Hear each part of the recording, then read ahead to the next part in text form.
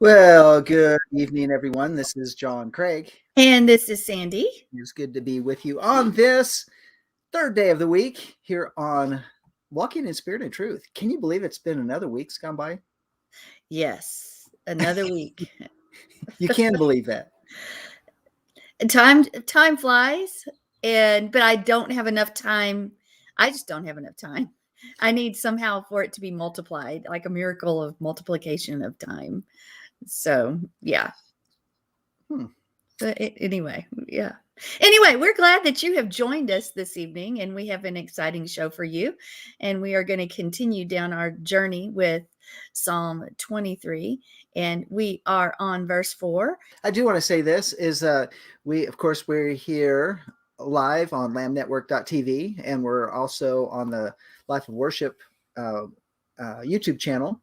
And I also wanted to say, and we're also on Facebook, on Lamb Network on Facebook, but also immediately following Walking in Spirit of Truth, we have the Craig Report. You want to stick with us here on the Lamb Network and catch us on the other side at 8:45 Central. I'll throw that little Approximately. Approximately. Yeah. So join us over there. We'd love to have you on that side as well.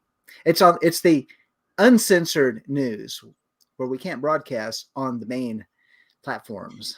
Anyway, it's news, guys. You want to hear the real truth. That's what it is. The real truth, right? That's right.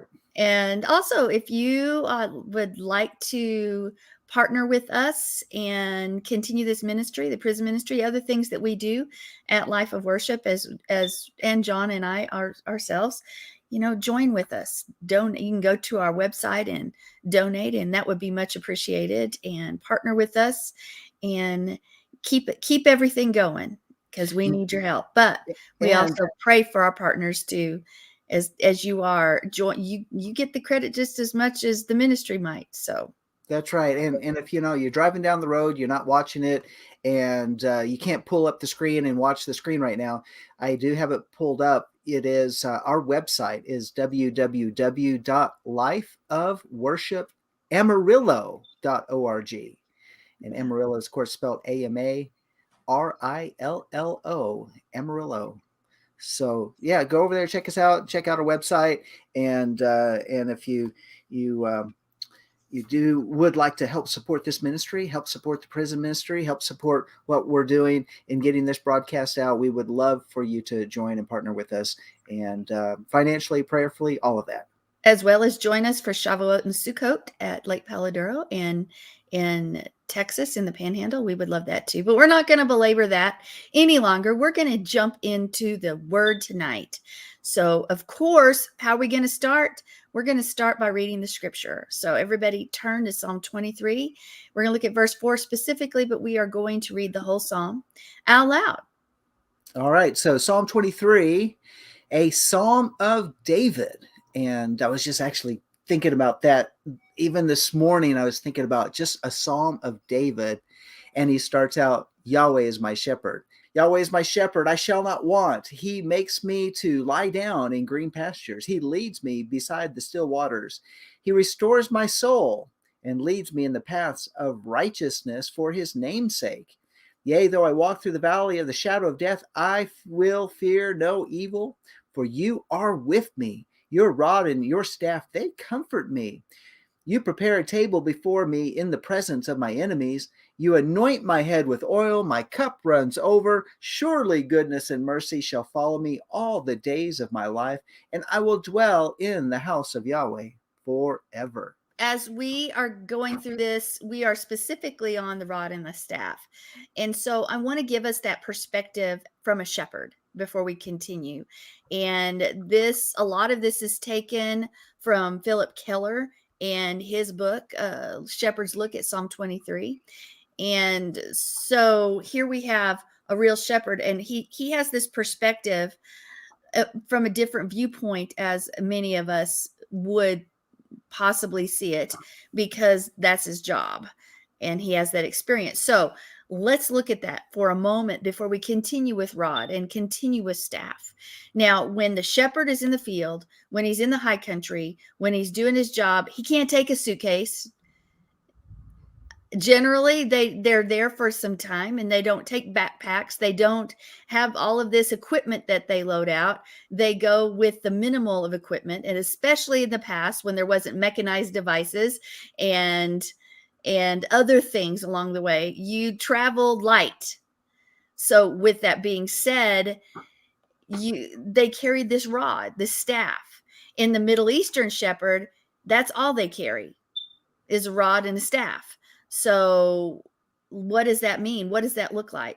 Well, maybe our traditional look of this staff with this crook, guys, guess what? That's really not it. Does that surprise you? Probably not. That is this, I don't even know where we get that idea of this crook, this staff and this crook, but that's not really what it looks like. If you look at some of the African herdsmen, they have this long, slender stick with this rough knob at the top, and that's what they put in their hands. And that was the common shepherd's tool, actually. And it's called a knob carry. Now, what does that look like? Well, we're going to show you some pictures real quick because this is used mainly in Southeastern and Eastern Africa, but it typically had a large knob at one end, and it was used for throwing at animals, hunting, clubbing the enemy's head, all sorts of reasons. And they were able to carry that, and it had so many multiple purposes that they could use it for. It was a walking stick, and it was also a weapon. It was all many things. So do we have that ready to look at those? A couple examples. It's not all inclusive of the knob carry. I'm getting there. So just continue. All right. So we'll look at those in a minute because I wanted you to have this. It makes a lot of sense, actually. I'm not saying maybe there's somewhere in the past where this shepherd's crook with that looks like what we would call a candy cane. Okay, guys, don't shoot me for that. But if you don't picture what I'm picturing, maybe there are some places that look like that. But in general, in the Middle East, this is more of the device, the look of the device that they use.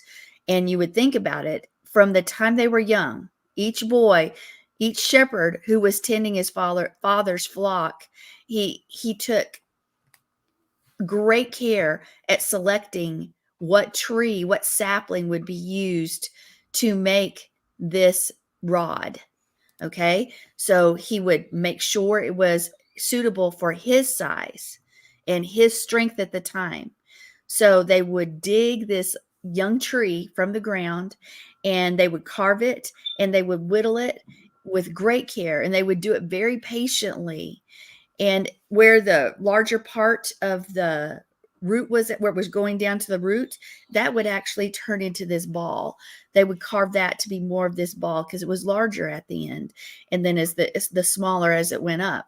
So this enlarged base where it was once rough would be smooth, and it would be rounded out, or sometimes even have some dimension to it, some design to it as well. And they would make it so it was shaped to their specific hand. Okay, not just one size fits all. It was generally done to fit their own hand. And what would happen after that? After this was accomplished, then the shepherd boy would practice. How can you possibly use a weapon without practice? Guys, how can we use the word without knowing the word and use it? Same thing. You practice the tools and the weapons that you're given so that you can become an expert at them. So when it's needed, you know how to work the weapon, you know how to work the tool. And that was the same for the shepherd boy. He needed to know how to work that rod. And so he did. He practiced and practiced so he could have speed, so he could have accuracy, so he would know the feel, so that it would be literally an extension of his own arm, of his own right arm. It was, and thus this rod became a symbol of strength. Okay, there you go. As I said, that one has some different dimension to it, and I'm sure there's purposes behind it. And we have others that show several there, if we'll look at those. Okay. And then one more, I thought it was very interesting that one of those that we brought up had actual metal attached to it. And I think that must be more modern, or I have no idea. But then look at these. You see every one of them, you see that ball attached to the top, the knobkerrie, this rod. And one more time, this became that symbol of strength, that symbol of power and authority. When that shepherd faced serious situations, this was an extension of his right arm. That rod is what he relied on to safeguard himself, to make sure the flock was taken care of from danger, and so many other things. And it was also used, of course, to discipline and to correct wayward sheep that always chose to wander away. Now, when you think of rod, it actually goes to modern day weapons as well. And you say, well, how is that? Well, really, a rod could be considered, and this is from a shepherd's point of view, and that's good. It could be considered even the extension of the handgun or a pistol or a revolver, which were carried by cowboys. Those were the extension of that arm, and they were used to protect and other things as well. Discipline. Yeah. How do you do that? But they consider that part of that as a rod as well. And I found that really interesting, that you travel forward from the first century, from centuries way before Yeshua, and you see there's no longer, for a time, there wasn't an actual piece of wood carried a rod, but they carried a gun. So they considered that a rod. And there's another dimension to that rod, because that rod was used for the welfare of the sheep. It was really important to make sure the sheep were taken care of, that they were healthy, that they got the care that they needed. Yeah, they also needed discipline, but it was used for so many purposes. So let's say that a sheep was wandering away and there was poisonous weeds or foliage that they were getting close to. Well, that's danger. So the club, what they would do is they would get that rod, they would take that ball, and they would throw it through the air, and it would whistle through the air. And all of a sudden, that animal, because remember, we talked about sheep being a little skitsy, and that they would always flee danger or sudden noises and things like that. Well, when that rod hit the ground close to them, they're going to run. I didn't say that they threw the rod to hit the sheep. That wasn't the point, because you didn't have to hit the sheep with the rod. There's the sound or the movement or landing close by would send that sheep scurrying back to where it was supposed to be. It's like an attention getter. Oh, well, wait. I need to get back to the flock. This isn't safe. So they would scurry back to where they were supposed to be and with whom they were supposed to be with. Now, the shepherd would also use that rod to examine his sheep and to count his sheep. And we've heard about that, to be counted.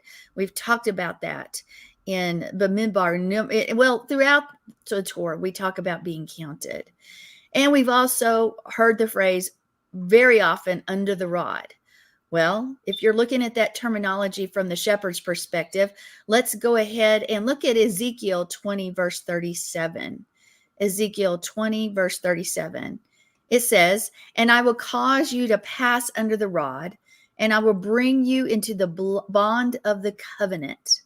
That meant not only coming under that owner's control, that owner's authority, but that means that sheep was subject to very careful and intimate and firsthand examination.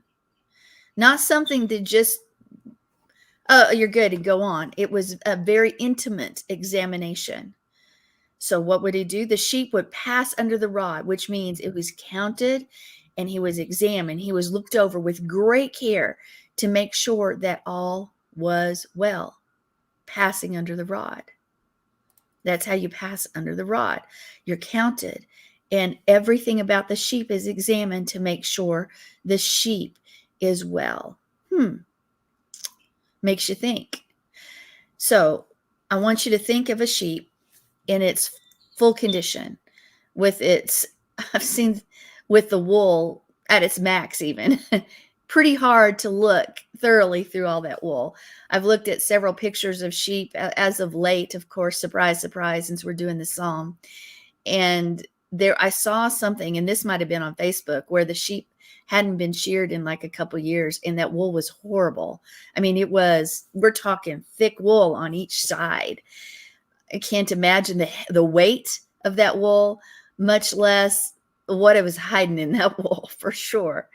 But that long wool made it really, really easy to hide things, but very hard to detect disease, very hard to detect a wound or any defect that the sheep might have. So what would happen? Well, let's just do an example that he gave in his book. And he talked about a sheep going to a show. You could trim the animal up, you could clip it, you could shear it, you could shape that wool, and on the outside it might look perfect. Might be, hey man, this is the perfect sheep.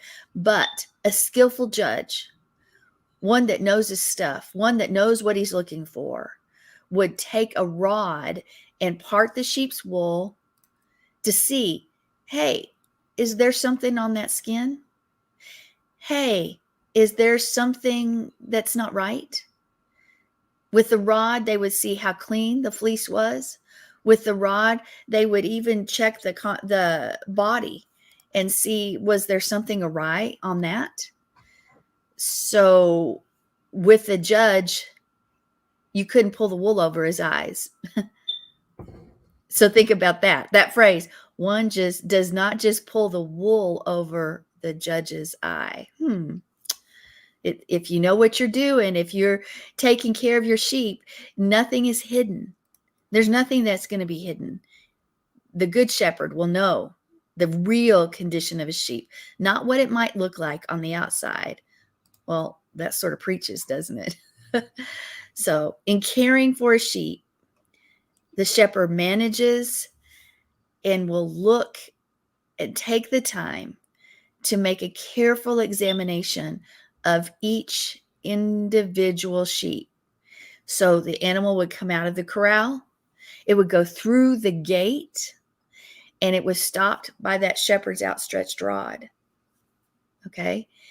And then he, not just the judge, that shepherd would open that fleece up, and he would run his hands over the body, and he would feel for, is there an area of trouble? Is there an area that needs tending? He would look at everything to make sure that everything was well with that sheep. So it was healthy, so it was strong, so it could thrive. Not to hurt, not to maim, to catch a problem before it became too big. He used the rod. He used that rod to examine very intimately every detail of that sheep. And guess what? It brought comfort to the sheep. Well, how does that bring comfort? Well, it's the only way that sheep knows he's truly cared for, that the hidden problems could be laid bare before the shepherd. That intimate examination is what lays bare the problems to our shepherd. Maybe we'll talk about that. The shepherd's rod also was an instrument of protection that we hear about for the sheep, for the shepherd, and when they're in danger, it was used as defense against anything that would attack. And the skilled shepherd would drive off things like wolves, drive off cougars, dogs, coyotes, anything that might threaten the flock. Anything that might threaten the flock. And he would beat snakes and other creatures from disturbing the flock too. In extreme cases that we hear about David, what did he do? Well, he killed the lion and the bear. Yeah, he killed the lion and the bear. Now, there was an example given by Kellerman about a shepherd in Kenya. And he was a Maasai herder, and he had his rod in his hand, and they came to this hill, and they could see elephants in the thick brush below, and they wanted to cause them to move.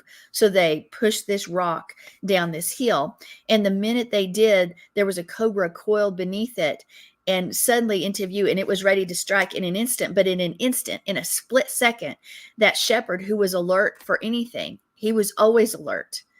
He lashed out with that rod and he killed that snake on the spot. As long as it took that snake to rise up, that shepherd was on top, and there was nothing that was going to get in the way. He was skilled. He had practiced with his rod. He was ready to face any danger because he knew that the practice and that the rod that he used would do the job and protect himself and his sheep. So think about that. That's comfort. Your rod comforts me. The rod in your hand. Joe reminds us that the rod of Jesse, which is Yeshua, is our salvation. And it's the staff, the ruach, that guides us. And Yeshua covers us head to toe and protects with the rod. And it's armor. Absolutely, Joe. You are 100% right. So now that we have talked about the shepherd, I want to jump back for just a quick moment and talk about that searching by the shepherd for over every intimate detail of the sheep. You know, if we look at ourselves as the sheep, oftentimes we want to hide our imperfections. We want to hide behind whatever it may be, behind our power, behind our talent, behind whatever it is, because we don't want anyone to see our imperfections. We don't even want Yah to see our imperfections, Yeshua to see them. Sometimes we don't even want to face them ourselves. But yet a good shepherd will do that intimate examination, and we'll run from that. We're not going to necessarily pray, try me, find whatever's true. Sometimes we don't want to pray those things because sometimes that the exposure of our failures, of our frailties, can often we fall into this category of shame or embarrassment. And so we want to hide, but the shepherd is going to use his rod to expose those things so he can take care of us. Well, like what? Well, you name it. What's the problem that you have? What's that thing that's in the way? Maybe nobody else knows, but you do. His goal, Yeshua's goal, is not to harm us. It's not to hurt us. It's to expose those problems, those issues, so they can be taken care of before they fester and create a situation where they cannot be fixed. So I have a thought for you. And it's very interesting because over there in Ezekiel chapter 20, verse 37, when you look at some of that information and you go into a deeper study, because Ezekiel 20 is like my thing. I really like Ezekiel 20. There's a lot of good stuff in Ezekiel 20. I mean, the whole chapter. Okay. So I was just thinking about this, and it relates to the Passover Lamb. And you've gone into details and talking about the Passover Lamb, and that David was watching over his flock, and how Bethlehem is where they would keep the flocks that they would use for Passover and for the various sacrifices at the temple. And we know that the Passover lamb, when it was brought into the home during the time of the Exodus, it was examined for 4 days, right? Did you ever think about 4 days in terms of 4 days, or a day as in 1,000 years, 1,000 years in a day? So 4 days of examination.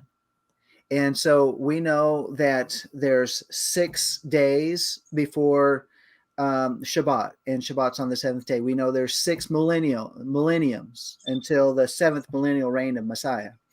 But when you go and you look at Moses to the time of Yeshua, to the time of Yeshua, to the time of now, we have 4,000 years. 4 days. 4 days of examination. Moses is a metaphor. It's an idiom for the Torah. And so now we've been given the Torah for 4 days, by which we are examined like that Passover lamb was examined, like Yeshua was examined when he came in riding on a donkey. They examined him for 4 days before he became our Passover lamb. But as as what happened to Yeshua, so we follow in his footsteps. How likely would it be that we are examined using the Torah standard that's been given to us for 4,000 years, by which we are looked at from head to toe, examined like that shepherd looking over his sheep, making sure that sheep is okay. He's ready to pass through and to be selected. We know about the selection of the sheep. I think it's in Ezekiel chapter 20 as well, that every 10th sheep, this is 1, 2, 3, 4, 5, 6, 7, 8, 9, 10, and is pulled out. The 10th, the tithe of the sheep. That you don't count, you don't skip one, say I'm going to get 9 and the next one 11. No, I'm going to get number 10. This examination of 4,000 years, 4 days, Passover Lamb, Yeshua examined, and yet we've been given Torah so that we can be examined, so that we can rightly be a lamb that's fit for his flock. Just a thought. Well, and I like that. I want to bring in what Joe said, because Joe reminds us that the rod of Jesse is Yeshua. So think about that. We are examined with the rod. We are examined with Yeshua, the staff. She said the staff, the ruach, and the Lord is the Father. Such a beautiful psalm showing his love for us. I like who's the rod? What's the rod? Who's the rod? Yeshua. How are we examined? We're examined with Yeshua. Thought that was kind of interesting how the connections, but that Shabbat being the rod, literally meaning to branch off. Let's see. So anyway, I thought it was very interesting. Also talks about being a staff and then a tribe as well. There's a connection of the 12 tribes of Israel with being protected by the rod of the shepherd. Very good. Well, we're actually going to go into the Hebrew right now. That Shavteka is how it is put in this psalm when you read the Hebrew, and that Shevet is that root there. As you said, it's that rod, and we'll look at that Shebet, but we're going to look at the whole word Shavteka or Shavteka, however you want to look at it. That Sheen, that Aleph Beit Tet Kaf, which is your rod and your staff. So let's look at those two words together. And we're going to look at that sheen. So what is the sheen one more time? It is that sound, and it's that teeth. It can mean to consume or destroy, to press, to crush, to tear something apart. Can also be used to identify Yahweh himself. And then we have that Aleph, which is that strength of the power, the leader or the head. It can represent the husband or the strong man of the house. And again, it's a shadow picture of Messiah as well. But then we have the house, the bait or the vet. And it can mean family or dwelling place or on the inside, which is really important. And then the tet. Well, what's the tet? It can mean shelter, refuge, security. It can be good or evil. It can also signify purity, but it also means to be encircled or enclosed. Okay. So what do we have so far? Well, we started with the consume or destroy. Okay. And then we have the strength of the power of the house that surrounds or encircles. Well, what follows that? It's that cough. And that cough is that means to cover. It is that open palm. It can also mean the sole of the foot. It represents authority, ownership, possession. And it's closely always associated with this idea of covenant. Cough. So what do we have? Put those all together. We have consumer destroy, the strength of the house surrounds with that open hand in the covenant. So my work by consuming and destroying, what is the rod? It's Yahweh's strength for those in the house is surrounded by what we do, by surrounds what we do. Well, that's pretty promising, because it should bring comfort to know that his strength is going to surround the actions that we take, that open hand, that work. But we have to be in the house. So that means it can only happen if you're a sheep. If you're a goat or something else, his strength you're not in the house, first off, so it's not going to surround what you do. If you're a sheep doing what you're supposed to do, his rod is going to bring comfort. His rod will bring protection, and his rod is going to take care of us and do that intimate examination and discover an issue before it ever becomes a problem. As long as we're willing to do what Yah has asked us to do and not what we want to do. We always need to pray that Yah's will becomes our will, that we aren't off on our own trying to say, God, make your will mine. Hey, have you ever forced your will and then called it God? Oh, I have. Young and dumb. Yeah, young and dumb. And it took me off track for a while to where I needed to be. I'm not saying it was forever or anything like that, but guys, sometimes the ideas that we have, our will, we can convince ourselves that it's God's will because of this or that or the other. That's what I did.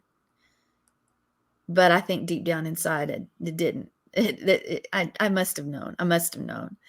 So how are we protected? How are we comforted? How are we taken care of when we're in the house with his rod? If we're willing to do what he wants us to do. So that means if we're not willing to do what he wants, then nothing that we do will be surrounded by his comfort, because it will be about conflict. It will be a division from Yah's vision. Two visions. There's Yah's, and then there can be our own. And if our own is what guides us, if it's different than Yah's, there's division in our lives and division in our hearts. His rod protects us. In fact, we don't need to worry because he is there. Yeshua is there. Yeshua the rod. So have you ever asked this question? How do I know the will of God in my life or for my life? What am I supposed to do? I know when I was studying this out even more in more detail last week, there was a question concerning something about life of worship. And John and I discussed it. And I asked those very words. I said, well, how do we know this is the right thing to do? How do we know? Well, here it is. If you're following the will of God, that means it's what you're doing. So you don't have to sit around and wait to see if this is the will of God for you. If he has put it in front of you in your path, then that's his will. Now, we can convince ourselves that something in front of us that's a stumbling block is his will, but you should know the difference. Elizabeth Elliot said, when I don't know what to do, I do what is in front of me. That makes sense, doesn't it? If I don't know what to do, I do what's in front of me. Knowing that that shepherd's rod is there. What's it going to do? It's going to protect us. It's going to correct us when we are doing what we are supposed to do.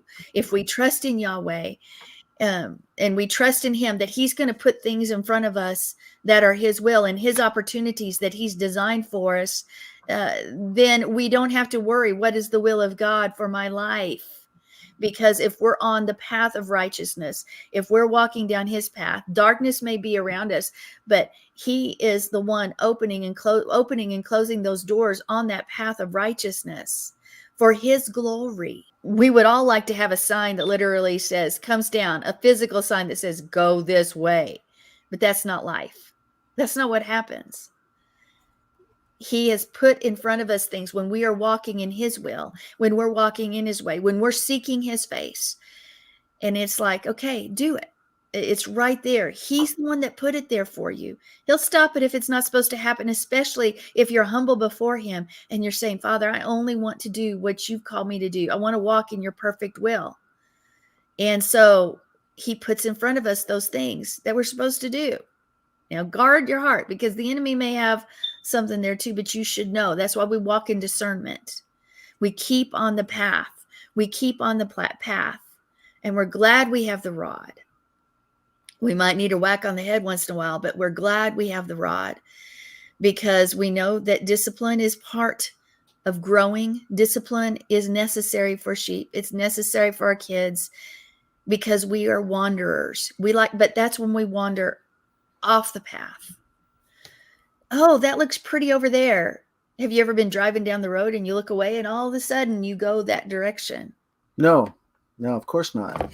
I can tell you with John, I'll have a conversation with him. We're in the yard working or doing something, and all of a sudden he sees something. And even though we're in the middle of a conversation, he's off over there, literally from talking directly to me, and he sees something and now he's off somewhere else. I'm like, stay focused. What? I think you've even heard that in the last few days, haven't you? Maybe so. Hey, so I have a thought as well that goes with this, that word Shevet. And I don't know if you're going to go there in terms of the gematria of it and the meaning of the numbers of that. Had you thought about that? Go ahead. So I didn't want to jump ahead of you, but the letter Sheen also corresponds with the number 21, which represents like 3 sevens, which means ultimate spiritual perfection. It's also the symbol for the Most High, Yahweh, the Most High, or God Almighty, the Almighty. The next letter, so that's 21. The bait is the number 2. Well, it's a representation of Messiah, Yeshua, and it's about one who comes alongside for help or to hinder. But so think about that ultimate spiritual perfection through the Son of God, and it ends up with the Tet, which is 9, and that means it talks about being fruitful or divine perfection magnified. So when we come under the rod, it means that the Most High or the Almighty is bringing about ultimate spiritual perfection through His Son, so that we might be fruitful in Him, walking in complete perfection. Isn't that cool? That's the gematria of those 3 letters represented by numbers and the definition of those numbers. Just thought that was cool. You can come back, Sandy. Awesome. Well, and I love that it really speaks to another aspect of what the rod is. And I wanted us to quickly look at a couple scriptures. We're almost out of time here, but Proverbs 15:32 says, "Those who disregard discipline despise themselves, but the one who heeds correction gains understanding." So true. Hebrews 12:5. "And also you have forgotten the counsel which speaks with you as sons. My son, don't despise the discipline of Yahweh or become despondent when He corrects you." All right. So there's this relationship between discipline and protection. Sheep wander, and the protection is in the path, on the path. The rabbis say a man who desires to pursue evil things will ultimately find the opportunity to do so. But a man who desires to purify himself will find that help is afforded. It's up to you. It's up to you. They also say opportunities will arise to do so, the consequences of which you will bear. But if you decide to follow the paths of righteousness, purity, help will be afforded, and you will be protected. Discipline is that art of protection. Staying on the path. What is your will? Well, stay on the path. Seek Him. Be ready to be examined by the rod, by Yeshua, so that we can make right anything that He will make right anything that's wrong. The rod. All right. Next week, we're going to go over staff because there is a difference. What is it? Stay tuned till next week. All right. So, hey, here we go. Stay with us here on the lambnetwork.tv, and or you can go over to Twitch, but you can catch us on the website. You can scroll down to the very bottom of the website screen, and you'll actually have a pretty good viewer to watch the Craig Report coming up next here on the network. Thank you for joining us this evening.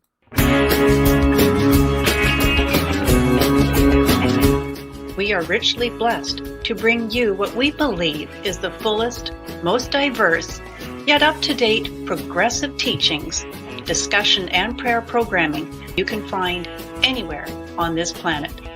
Be sure to take the tour of the MessianicLambRadio.com website. I'm Susan Hoogie, thanking you for joining us on the Messianic Lamb Video Network.